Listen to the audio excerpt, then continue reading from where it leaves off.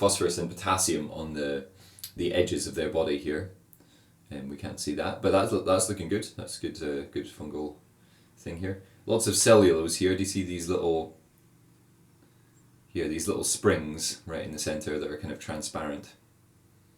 Those are that's plant cellulose right there. This little, I'm centering everything I'm talking about, by the way. This little transparent circle, it looks to be a cyst of one of the protists. Probably a ciliate cyst, could be a flagellate cyst.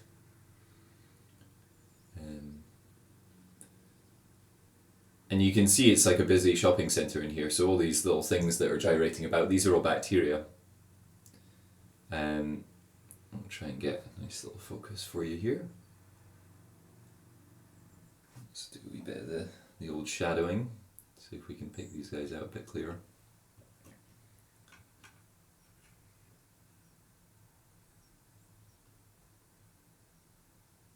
Yeah, so I'll make it quite dark and you should be able to see them. Bit fuzzy, but get the idea. So yeah, all these species are, all of these are species of bacteria that are gyrating about. What else have we got in here? So, you know, in really good soil, we're looking for a fungal strand, like almost per field of view of the camera. So you see that we're drastically, desperately low on fungi in this sample. I haven't come across really any humic acid here. Here's a close-up of some fulvic acid here though. See that? And you can see some bacteria actually grazing on the side of it there. There's a bacillus that's just in the center left of this larger aggregate here. So yeah, some bacteria breaking that down with their enzymes.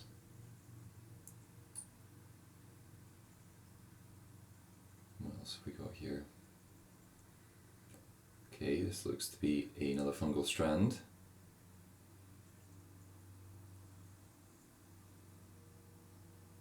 So we've got cross walls. See, it's radically different in terms of colour from the last fungi. Very clear. Clear and transparent, not so good, but we've got possibly, looks to be aseptate, which is maybe an indicator that it's not so beneficial.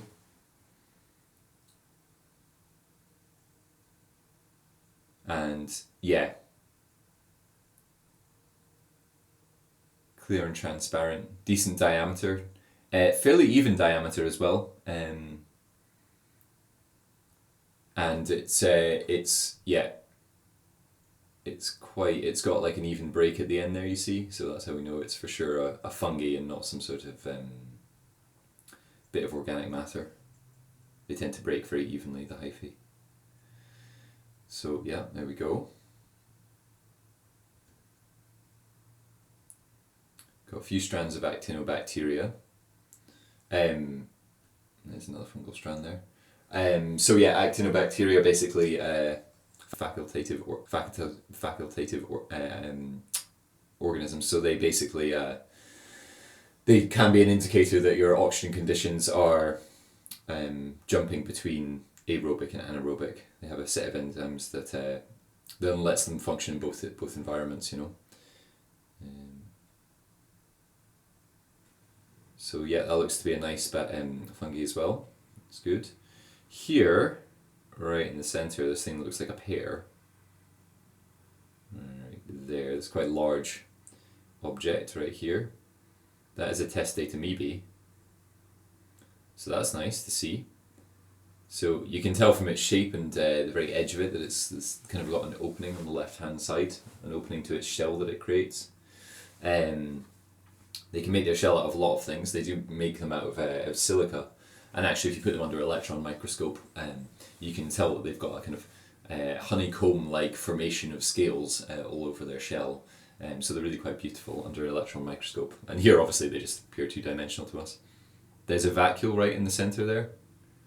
See that round thing right there? And we can see some, organelles.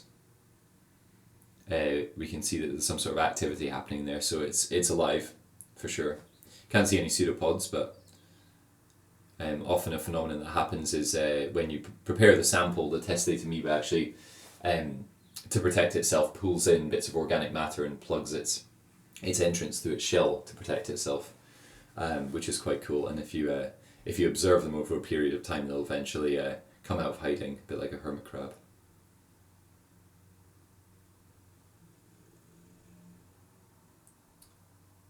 So, what else have we got going on? So yes, it's this interaction with predator-prey that's completely fundamental. And that's the thing that is releasing plant nutrients, and also will determine what type of nutrients and therefore what type of plant will be inhibited or be stimulated to germinate.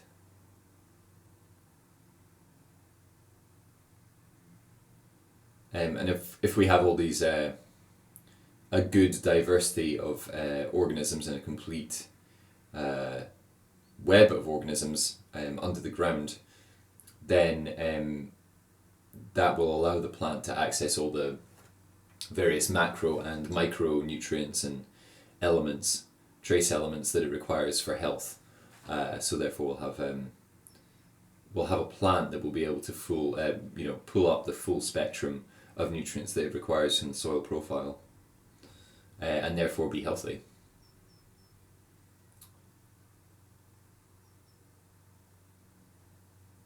So yeah, we're seeing very few protists. There's very little movement, I suppose it's quite good. We're not seeing any ciliates. Ciliates are definitely an indicator that things have recently been or are going anaerobic. And I'm sure you're aware of what the sort of generic ciliate, even though they take many forms, is like. It's like a paramecium that you find in fresh water, very fast moving, covered with cilia, and very large compared to most of the things that we're looking at in here. Flagellates, again, you probably know all this, but they're just a body with multiple flagellum that they use to sort of row and pull their way through the soil profile. They're also predators.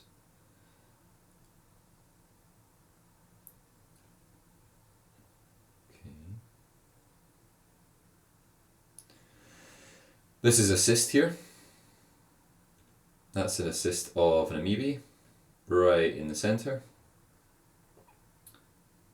There we go, that transparent thing right in the centre. It's got a double cell wall that you can just about make out. So yeah, that's an amoeba that's encysted, waiting for better times. And they can encysted many species. I'm not entirely sure about amoeba, but many species of bacteria, I'm sure you're aware, can encysted for potentially millions of years. I've got something rather interesting here. This really ghostly outline. Let's see if I can find that.